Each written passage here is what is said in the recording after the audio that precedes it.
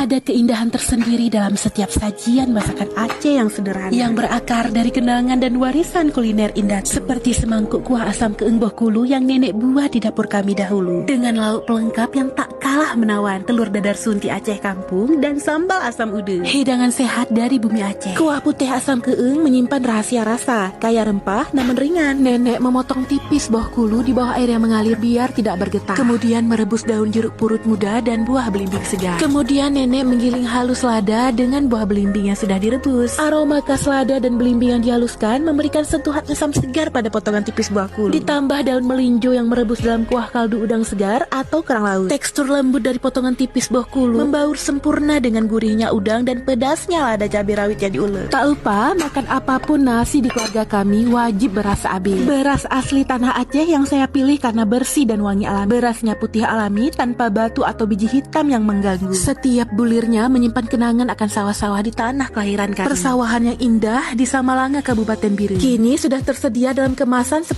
kilo. Ketika sepiring sederhana ini tersaji di meja, bukan hanya rasa yang terasa, tapi juga nostalgia. Masya Allah, megedam-gedam kok berat mangan.